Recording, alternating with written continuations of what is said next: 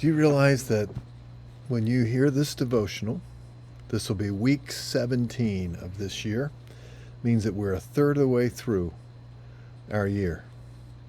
And you're actually seeing a reflection of the sun in my glasses. That means the sun is out. Summer's coming. Getting ready to plant the garden, although I can't plant everything I want to. I have this immature puppy that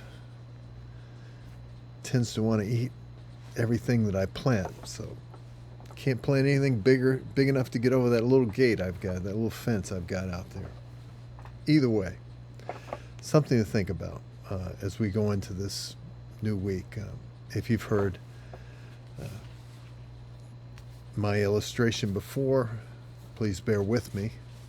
But there is a book that I'm reading that really was quite compelling. It is a book by Nancy Pearcey. She wrote a number of books with Chuck Colson. She's a very incredible thinker, and I love the way that she approaches her insights regarding the current culture. And one of the things that she said that really kind of touched me is that when we think about the world today, the culture that we live in, the people that we meet around us are not asking us, if you will, is Christianity true? That's not even on their mind. Oftentimes, I don't know of anybody that's really come to me and asked for me to deliver some deep apologetics approach to Christianity. But what I do get a sense of is what she says next, that their question is, why are Christians bigots?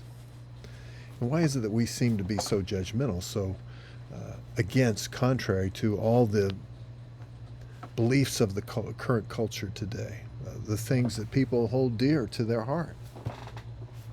Why is it that we seem to be against the sexual freedoms that people want to have, or the fact that we see marriage as sacred between a man and a woman, or we believe that a person should be identified by their biological gender, not their own, what they believe their gender is.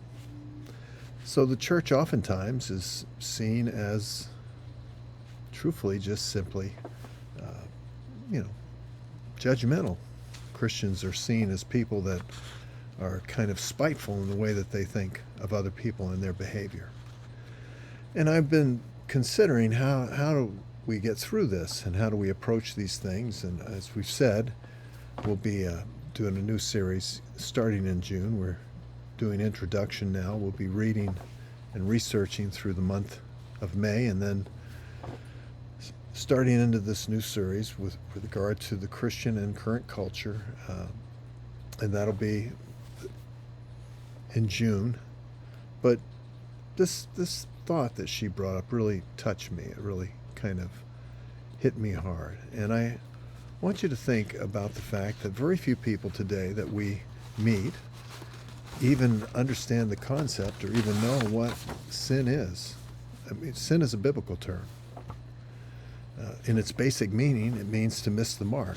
It's kind of like a stray bullet or an arrow that's just randomly shot up into the air, and you don't know where it's going to land or what it's going to do. But let me just give you another illustration, because people today live their lives doing what they feel is best for them. And apart from God, without any boundaries, then this is what we have to live with. We live with our own personal sense of value and worth, and what we should and shouldn't do, what we like and don't like. And much of that is developed by the culture around us. And as we've said in the past in Ecclesiastes 8:11, if people are consistently doing a certain thing, getting away with it, then it would be considered to be acceptable. And we certainly see a lot of that, not only in the people around us, but our loved ones, our friends. We see people deciding and thinking and making decisions that are totally contradictory to what we consider to be true and valid as believers. But let's think about sin. What we do know is that God created us in his image, and he gave us a sense of worth and value that no one else, no other creature on this earth, no matter what the environmentalists say, has that same degree of worth, because we have a conscience.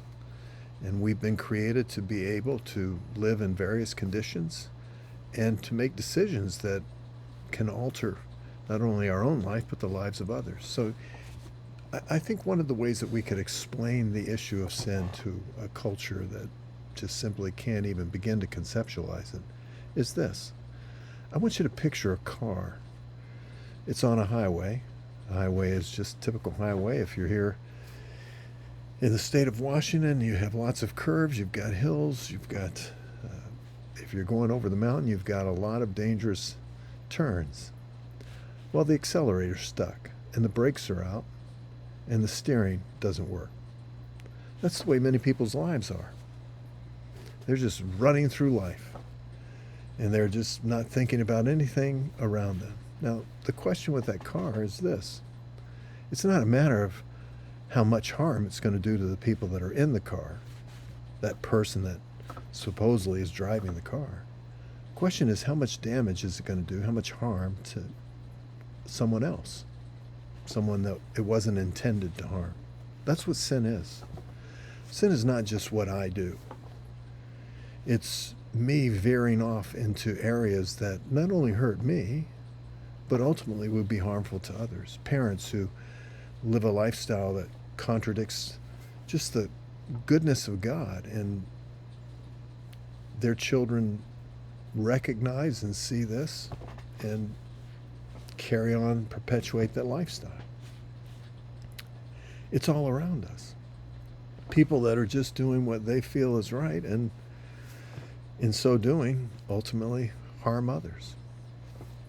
I think everyone can identify with the fact that there is a sense in our life where if we don't have a relationship with the one who created us, and we're just making our own decisions, that we can honestly say that those decisions at numerous times in our life, no matter how we measured them, and no matter how we viewed them, and no matter how right it seemed to be at the moment, not only harmed us, but ultimately harmed others. How many marriages have been harmed because there were no boundaries? They had no conviction as to anything that they should or shouldn't do. How many children have been harmed because parents didn't have any sense of what was proper behavior or even convictions in terms of the lifestyle or anything such as that? How many people have been devastated because we live in a self-appeasing, gratifying culture, and they decided that medicating themselves would be an acceptable way to get through life? How many families have been destroyed? How many people have been hurt? I think we all know that. And when we do, I think people at that point perhaps are ready to say, it'd be better if I understood where the guardrails were, if I realized and recognized that there are limits, if I could just have someone show me how to steer this thing and help me to slow down and put brakes on. That's what God does. That's why he gave us his Holy Spirit. That's why we have his word, because he helps us navigate life. Till next time, friends, God bless you.